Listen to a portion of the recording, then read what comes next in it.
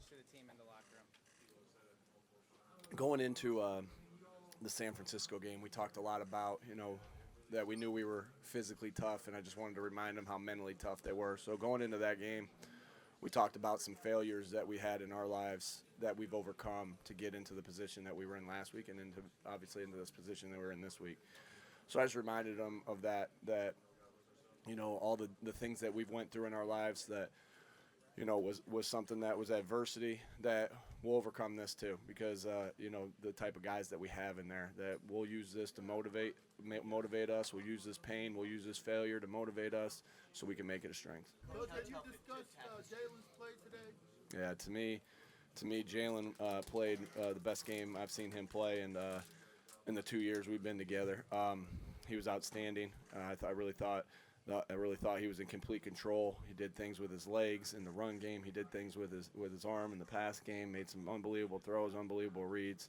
I thought he played outstanding, and really you look at the game, and that was good for the NFL in the sense that the two best quarterbacks in the NFL played against each other on the biggest stage and the biggest lights, and Jalen played great. Coach, to have this journey this whole year, everything, the ups and downs, the things that you guys have been through, have to come so close in this last game. It always hurts, right? Anytime you don't come out on top, regardless of what you're competing at, it burns you, and it gets a lot of credit to them.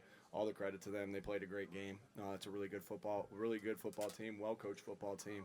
But it hurts. And like I said, we'll use this pain, we'll use this failure for motivation for us moving forward. There was a shot of you clearly emotional before the game. Just what was going through your mind in that moment? Yeah, I've dreamed about this, since I've been 2 years old. I've said to our guys, some of you guys have been dreaming about this since you've been 2. Some of you since you've been in Pee Wee football. Some of you since high school, college, or even when you got to the pro. But we've all been dreaming of it. And growing up in a family of a football coach with a dad that's a football coach, older brothers that played football.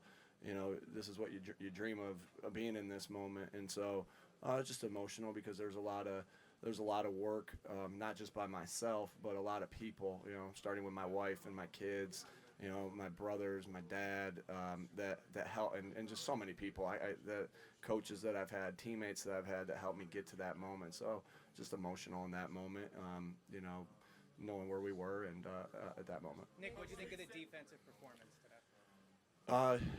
We'll have to look at the tape and see all the things that went wrong.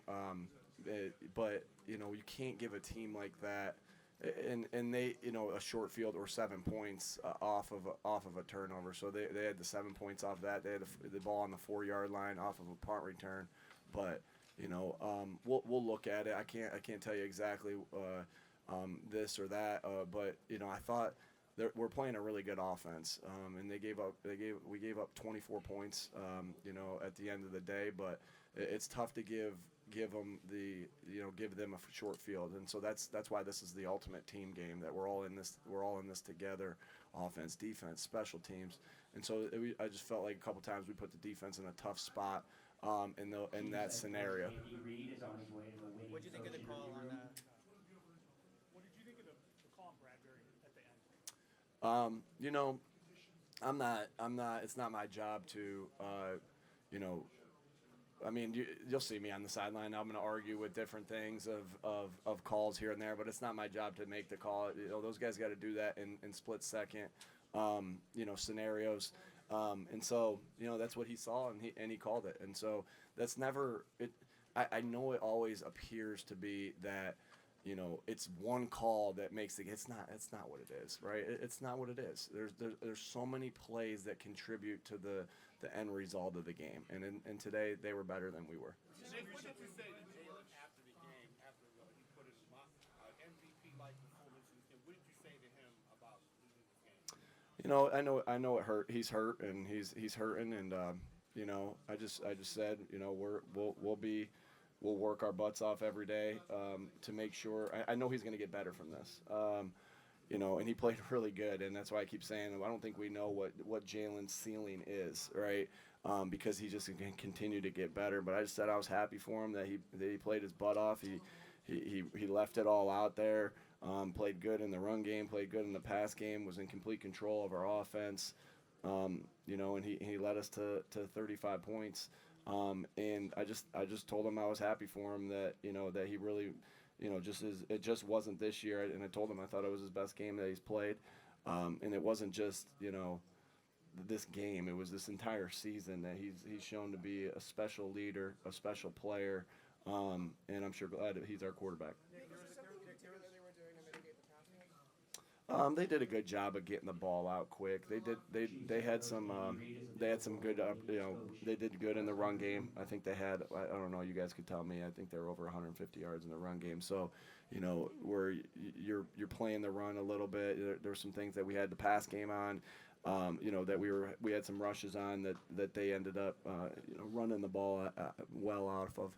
And so, you know, I just thought they did a good job of getting the ball out quick. I thought they did a good job of running the football. And hey, they got one of the best players on the planet on their football team, so he's going to make some plays.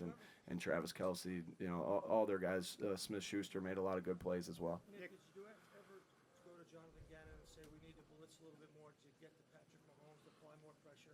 Yeah, you know, those guys are thinking through everything and talking through everything. Sure, we talk about everything on there, on the sideline there. And, you know, I got a ton of trust in our defensive staff. Like I said, they did it. They, you know, give the Chiefs credit. They had some completions that they got the ball out quick to mitigate our pass rush. They were chipping, they were thumping on the edge on our pass rushers. You know, helping the guys out. They did a good job of, you know, just knowing what our strength was and trying their best to mitigate it. It sounds like you're